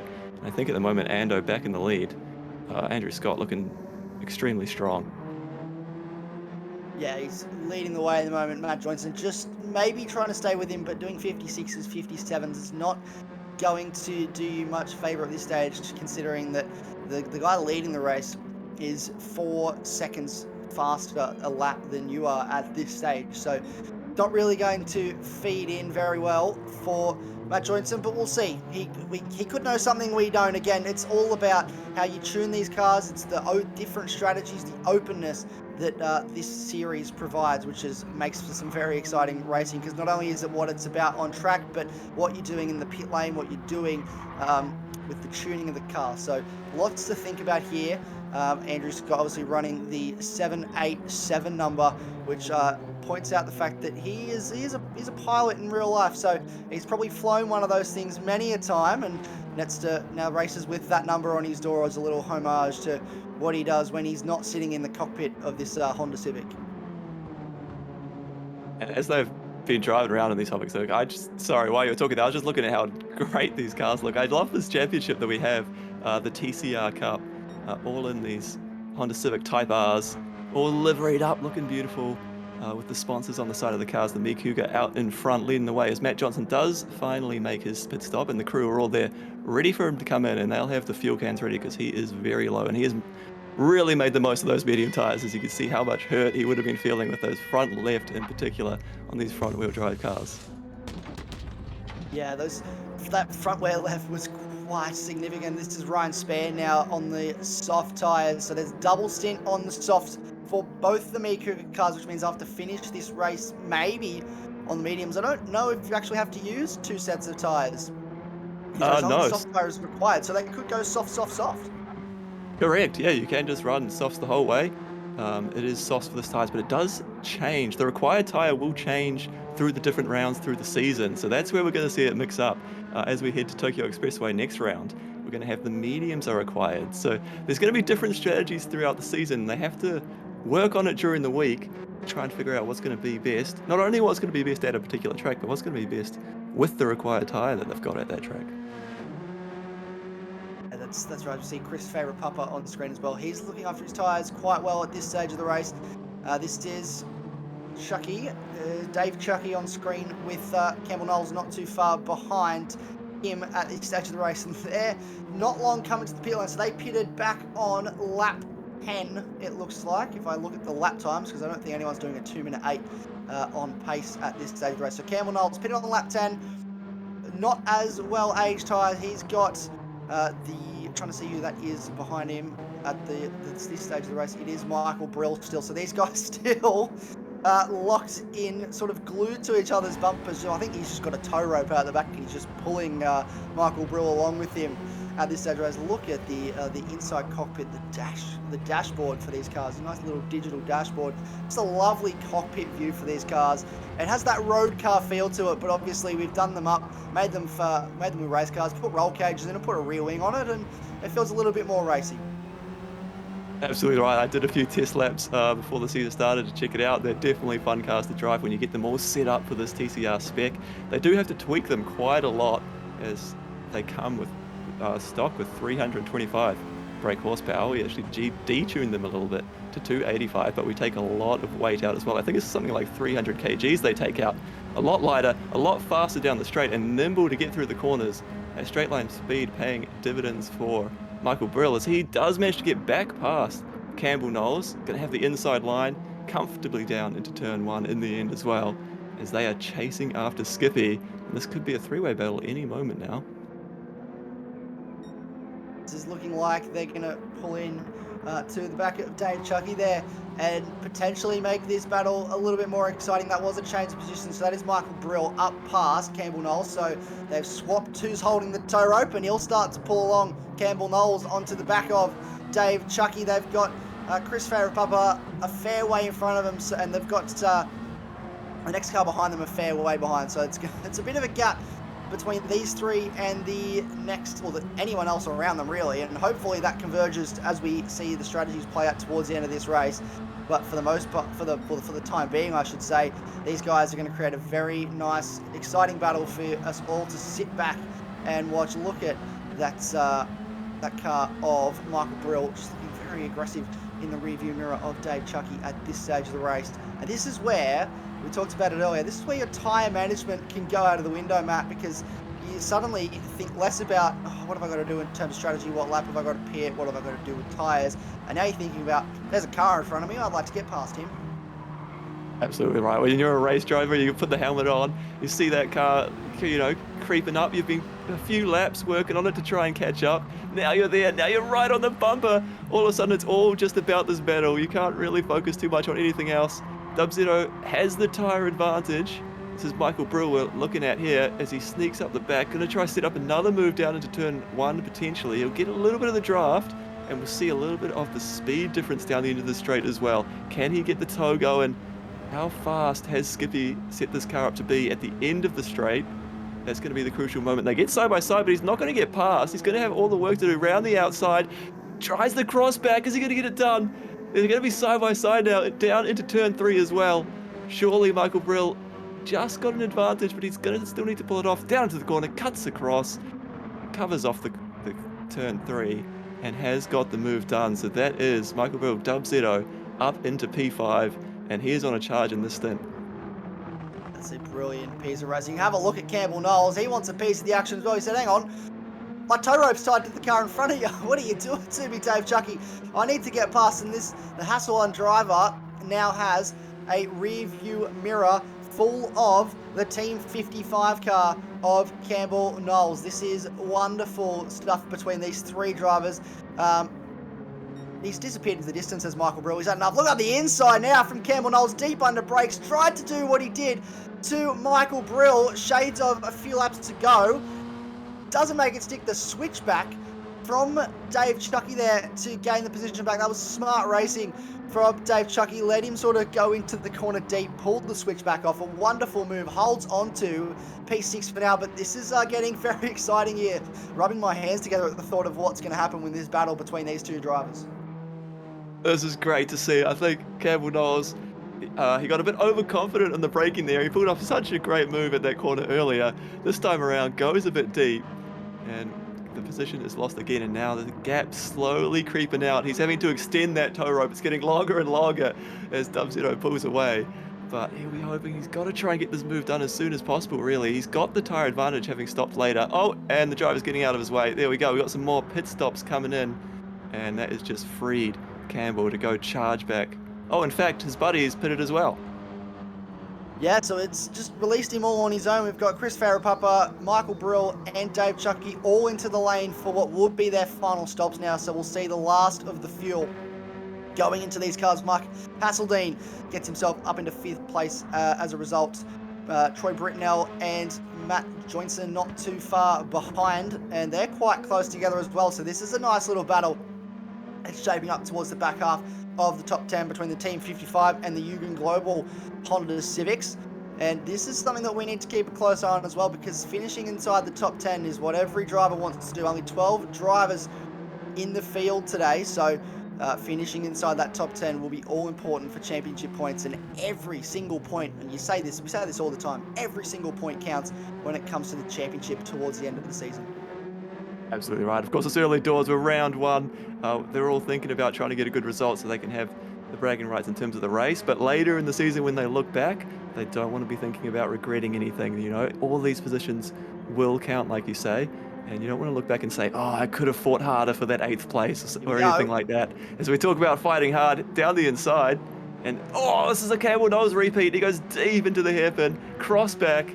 It's great awareness from the driver being overtaken to realize that that's happening and be able to tuck back in and get the spot straight back again. Yeah, it's brilliant. But this time it was the Team 55 car was the one that made that stick, and it is the medium versus the soft, which the mediums have got more grip at this stage. So the soft tyres, despite being about a similar age in terms of wear, don't have the same amount of grip through that corner. Just carried too much speed to Matt Joinson. Wasn't able to hold on, and as a result lost out. But look how aggressive he looks through this final sector into turn 17 now, and they've only got the small left-hand kink of turn 18 to go. Oh, a little bit of bumper contact, front to rear contact between the 2 drivers, and that's going to cost Matt Joinson onto this straight. He gave a bit of a push there to Troy Britnell, and he will pull away now, and That is not what you want if you are Matt Joynson trying to get past. So he's not really served. Oh, we've got a car on the outside as well that's just come out of the pit lane. That's Ryan Spann. So he's now on fresh rubber, fresh softs actually. So he's going for soft in this race, as we discussed earlier. He's side by side with Troy Britnell. This is brilliant for Matt Joynson. That time he's lost has now all been made back up again. He's right on the bumper of these cars. Ryan Spann is through. I don't know where I keep getting Luke from. And now Matt Joynson right on the back of Troy Britnell, and all that advantage has gone away. What timing to come out of the pits there is, there might be a little move happening here. It looked like a bit of frustration creeping in from Matt Joynson. He knows he wants to get the most out of these soft tyres that he's on, but he just can't seem to get the move to stick. And again, they've just bumped side by side there out of that last corner. Spanny is managing to get away now. Of course, was second in this race, effectively second, having made his second pit stop. But still going on behind that, they're still going to be battling it out. Joynson and Lightning. And if we get the director to flick back one more car, there. We'll get to pick up the right Yugen car. Here we are. He has managed to get the move done eventually. And now it's going to set off. And he's used a lot of those soft tyre. The best life of that soft tyre, really, getting stuck in behind. And the other Yugen car was also going for a move. That was Matt Donetti on Mark Hasseldean. So it's all going on at the moment. We're being told from our sources in the stats department that Joynson is saving fuel. And you can see, look how much fuel he has on board of that car. He wants to try and one-stop this race, which is a very bold move, I would say, especially being on the soft tyres at this stage race. You've still got about 7 laps to go when you cross the line. Matt Donetti into the lane. So his teammate into the lane for his final stop. Can he get to the end from here? I think that's a big ask of those tyres. It is. It's great to see this different strategy, right? It's kind of like throwing me through a little loop, trying to keep up with it all. So Matt Johnson's still saving fuel. His tyres already sort of almost halfway worn on that front left. How many laps we got to go? 7 laps to go. It's definitely a tough ask. Sitting in 5th, I think Hasseldean and Airborne still have to stop again, so he could be effectively 3rd, and maybe loses a few more spots. It could still be a decent result here for Joynson if he can do it. It'll be a mega drive if he does, though, won't it? A mega drive indeed, but you look at the gap between if Andrew Scott is leading the way in this race at the moment, and here is Ryan Spann trying to find his way past Mark Hasseldean.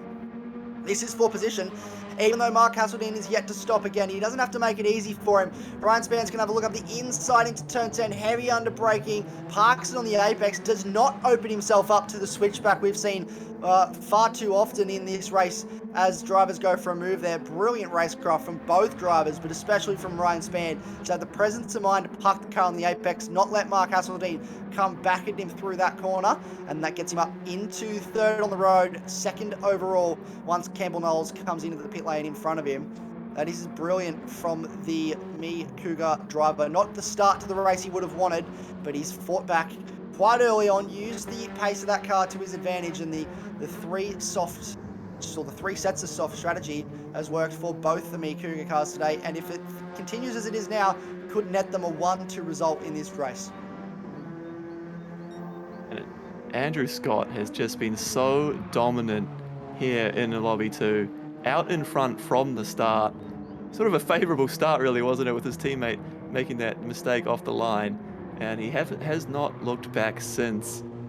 Coming off the back of winning 3 teams championship in the TCR in a row, this seems to be where he just thrives, racing for Cougar, and again, looking so good. It's really setting the benchmark. He was actually the fastest in qualifying, even if we compare the 2 lobbies, had the fastest lap time out of anyone, and is looking dominant. He's definitely the benchmark for the rest of the season. This is a warning shot, I think, for the rest of the championship. All the other drivers will have to go back to the shed and figure out what they can do to try and keep up with this man. There's still 5 laps to go, but really it's all in his court. He's going to have to make some big mistake for this to come unstuck now.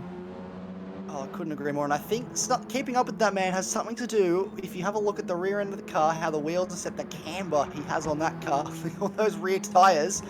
It's definitely the key to keeping up with Andrew Scott is in the rear end of that car and how we set up that camber. So everyone will be looking at that car, seeing what they can do to make that match but also you've got to make it work for you. It's one thing to set the car out like that, but if you can't drive it with that such aggressive camber on the tyres and can't get the pace out of it, then there's no point.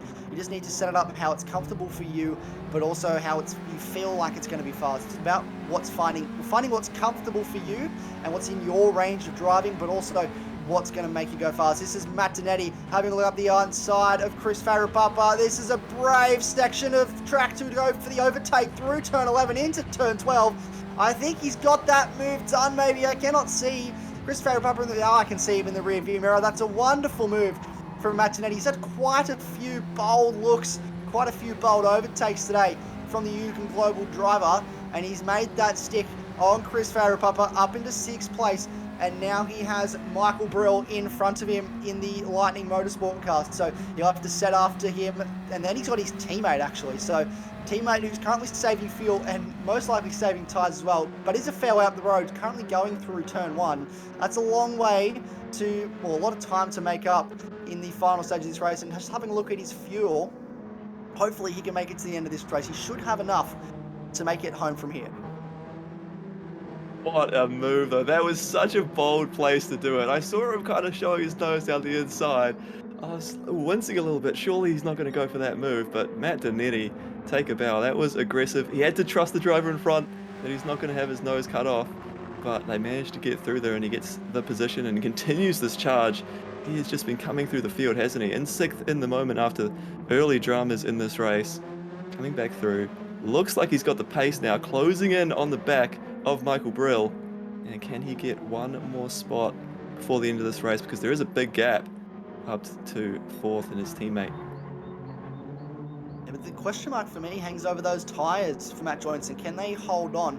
Campbell Knowles yet to stop again in this race. He will have to come in looking at that fuel count. There's no way he is staying out. So it's going to be a short fuel and then tyres, soft tyres, I would imagine, to get him to the end. Where will he pop out? How much work is he going to have to do to hold on to potentially a top 5 in this race? He comes into the lane now. We might try and stay with him if we can, or we'll have a look at this. Is Ryan Spann coming through. He will get past. Then we've got Matt Joynson not too far behind. So this will be a drop to 3rd place at least, potentially 4th. But he'll have brand new fresh tyres versus Matt Joynson, who has incredibly worn, close to probably going off. Look at the wear on that front left tyre. There's barely anything left on the tyre. He's got the fuel going in now, does Campbell Knowles. Can he catch him before we get to the end of this race with what would be 4 laps to go? And this one, wow, there's so many things playing out now in terms of the strategy. A lot going on. Campbell Knowles comes out in front of this battle group, so he comes out in 4th position. And that is a great place to be with fresh tyres. He should be able to get his head down and pull away. And yeah, how far ahead is Joynson? A few corners ahead, a few laps left to go. Joynson's going to be really slow in the 155s. Can Airborne push and try and catch up to get onto that podium position? It looks like it could be possible. He's going to have to drive well, though. This will be a great result for the Team 55 driver if he can make it work, but he's got a lot to do. There is so much time to make up between himself and Matt Joynson. What is the speed difference going to be? We'll have to wait until he's done a lap to give us an indicative number. But look at this battle between Matt Donetti and Michael Brill. I think that may have been a change of position for Matt Donetti up into 5th place, but Michael Brill isn't letting this one go too easily. He's still right there with the Yukon Global driver, looking to make a move, both parking it on the apex. A lovely, lovely line through turn 10, run down towards turn 11 now. Sitting in the slipstream, I don't think he's going to be close enough to make anything work through here. And it just seems that Matt Donetti has the slight grip advantage at this stage of the race on those tyres. I don't know if he's on the softs at this stage of the race, but Michael Brill's on the mediums, and the grip advantage may suggest that he is, because look how much he's starting to pull away. But you've got Chris Farapapa not too far behind at this stage with, what is it going to be, 3 laps to go when we cross the line. Yes, 3 laps to go, just doing the maths in my head. And then you've got, that is Dave Chucky in 8th place at the moment. So looking up and down the grid, you've got Andrew Scott leading the way, Ryan Spann sitting in 2nd at the moment, Matt Joynson for now in 3rd, Campbell Knowles in 4th, Matt Donetti in 5th. This is Michael Brill on screen in 6th. Chris Farapapa not too far behind in 7th. And your top 8 is rounded out by Dave Shuckey for Hassel 1 Motorsport. You're absolutely right. This is Matt Donetti on the softs with Michael Brill on the medium. So Michael Brill's going to hope that he can just stick with him, and Donetti's tyres is going to continue to go off late in this race. That one might go down to the wire as he tries to keep it close between them, fighting for 5th position, those two. But looking at the battle for 3rd, Matthew Johnson, he is still holding on here. He's still looking reasonably good. Those tyres, well, the tyres are not looking good, but his track position is looking strong, as he's got still a bit of a gap here behind him. Campbell Knowles will be hard charging, but it's a long way to come. It's a long way to go. That tyre, I don't know if it's going to make it to the end of the race. I'll be very impressed if it does. And we'll have to have a look who this tyre supplier is, and maybe if it does, hold on, I might have to get a few of them for my car, because they look like they're pretty durable tyres running around here at this stage race. It looks like we have Michelin tyres on the car, judging by the sponsorships that our drivers are running. And obviously this is round 1. We've got 10 rounds of racing in this season. Tokyo Expressway next week. So we stay in Japan. We've got the Asian leg of the series. We go here, then to Tokyo, and then to Bathurst for a 90-minute race.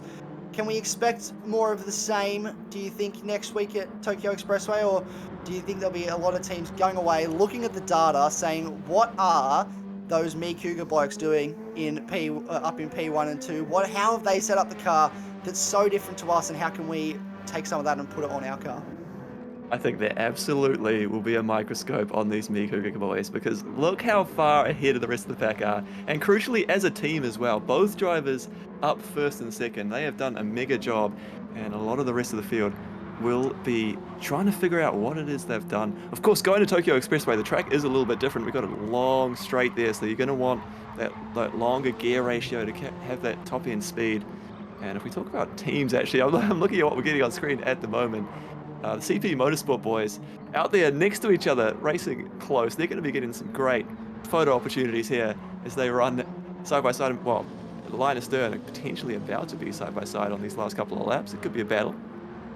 Yeah, Chase won't be, maybe not too happy with where his two cars are, but happy with the fact that there's a lot of photo opportunities for put up on social media, with Blake Durston leading from Graham Splint at the moment in 11th and 12th. So not the run that CP would have wanted. Obviously, they'll go and look at the setup. Here we go. Graham Splint's going to have a look as we run down towards turn 1.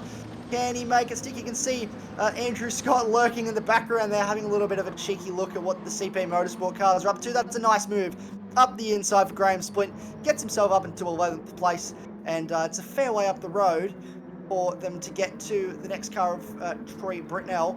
But they're still going to continue this little battle with 2 laps to go left in this race. Will they go a lap down before the end? I don't think Andrew Scott is close enough to... it's his final lap now. So this is the final lap for our race leader of Andrew Scott. It's just been an absolute masterclass, hasn't it, Matt? I don't really think anyone's looked to threaten him. Oh, absolutely right. From the start, hasn't it? He's just led every single lap. He just continued to extend his lead every single lap and pulled away from the field. As we have seen, Matt Joynson has been overtaken by Campbell Knowles. That front left tyre is completely gone. He is going to be limping around on this final lap to try and get to the end. And in fact, he's got his teammate coming in behind, so they might even catch him on this final lap. We talked about how it comes back together at the end of a race like this. The strategies mean that they're sort of separated in the middle of the race, and then it all kicks off. The final lap, still positions to be had in the TCR Cup here in Lobby 2. There's still a little bit to play out, but we'll go back to our race leader, Andrew Scott. What can we say about this man? He just knows how to set up the car, how to make it fast. He's been a contender time and time again in the TCR series. He's proven and made his mark to say, I'm here, I'm challenging for the championship this season. I should not be counted out. This is where they won Me Cougar. They made their debut back in season 1 at this circuit, and now Andrew Scott is going to win Ryan Spann is going to come home to make it a 1-2. I won't speak too soon because he hasn't finished the race yet, but provided he finishes where he is, it's going to be a 1-2 at the circuit where this team made their debut all the way back in Season 1. Congratulations, Andrew Scott. Here is Ryan Spann on your screen now, the 119. What a result it is for me, Cougar, and he's done it. Crosses the line, the 1-2, he flashes the lights. Well done, me, Cougar Racing, and well done to Campbell Knowles. What a drive to get his car onto the podium today, the 38 Team 55 Honda Civic. Brilliant job. What is happening? Where is Matt Joynton? He's dropped down to 6 now, so Matt Tonetti and Michael Brill have jumped in. Matt Tonetti's going to hold on for 4th after spinning on lap 2. Wonderful job. Matt Joynton on the 1 stop will hold on to 6th. And we'll go and have a look now at the results of this race.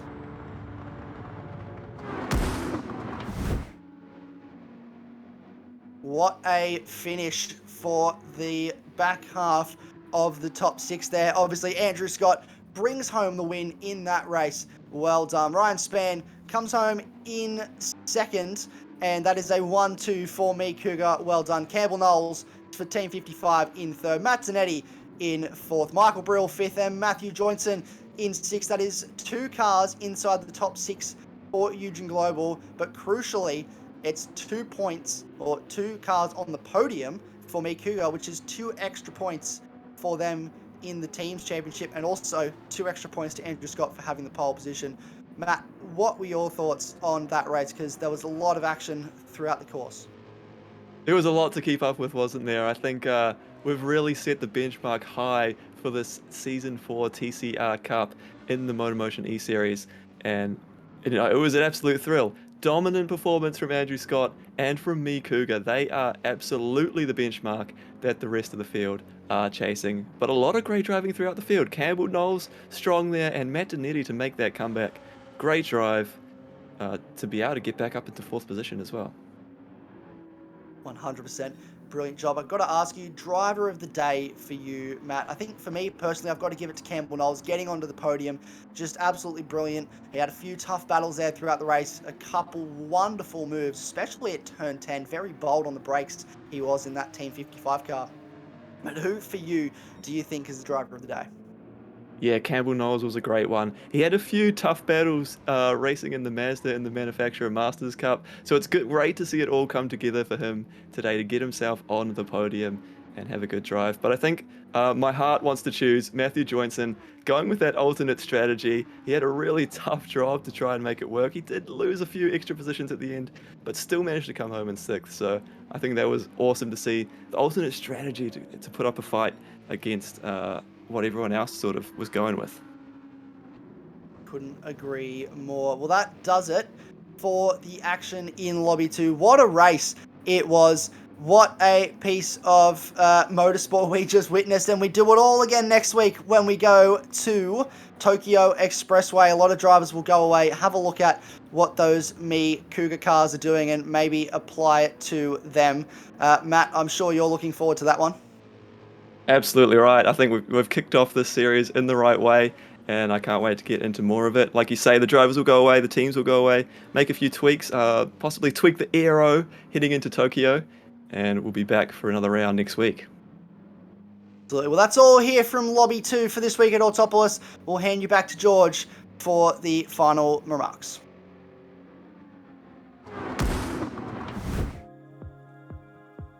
Wow, that was an incredible opening to Lobbies, and round 1 now complete. Big thanks to our sponsor of the MotorMotion E-Series TCR Cup.